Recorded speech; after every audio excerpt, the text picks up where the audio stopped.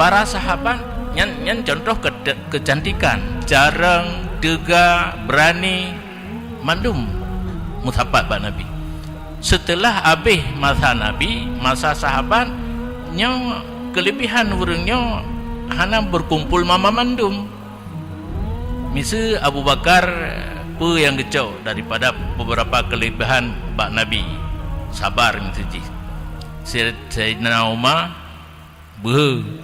Sayyidina Ali cuba, Sayyidina Osman pemalu. Yang atranya bak Nabi musapat, teruk bak masa sahabat hana musapat baju tebal.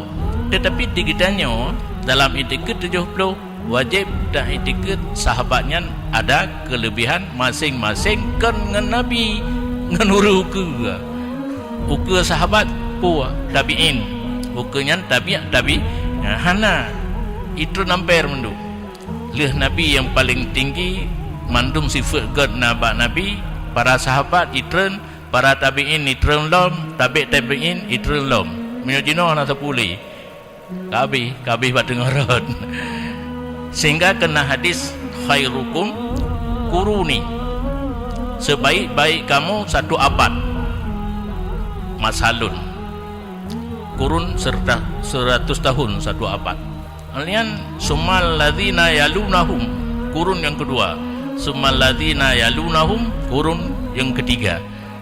Leh dua gulang leh ke hana ke tinggal uli yang nak gulang summal ladzina yalunahum yang enggak gad yang kah hana gad laju teman masa katanya abad ke-15 menyolih gad leh ke 12 ke hana gad 12 nya titir ton yang ke katanya ino baiku tinggal wajib dan etika sahabatnya ada kelebihan dan tertib kelebihan mereka itu.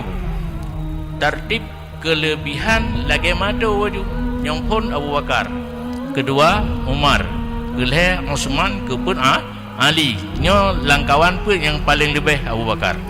Lumui dua Saidina Umar, lumui le Saidina Osman, lumui pun Saidina Ali. Kelebihan menurut tertib.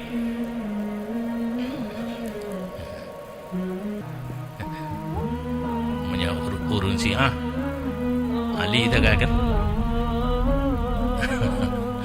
bahkan Syiah yang paling buruk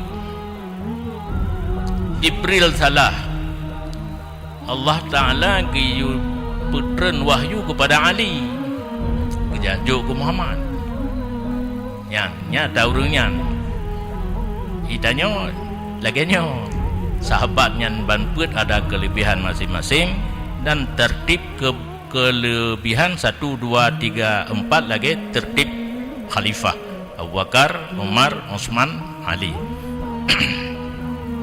Jina orang kalau lebih berani kan menyasiah langsung ditulis kafir, menyasiah langsung ditulis kafir menyorokkan hantar na orang jeut. Jina itanya dalam bahaya jina komunis, Syiah, Wahabi. Ya, hanya dua saja. Monyo komunis hana tak bahaya karena terdukunya kafir. Monyo Syiah melimut-limut dengan Islam baju nak serban cuma awaknya hitam belum putih. Kena monyo Wahabi yang berat membalut lah tajang kitanya. Tetapi bahaya ujung. Jadi kitanya darurat ini. Pakiban nanggro katanya darurat pun PKI Syiah Wahabi. Na urun ketamah tabah tu sabu-sabu. PKI Syiah Wahabi sabu-sabu. Darurat sabu-sabu.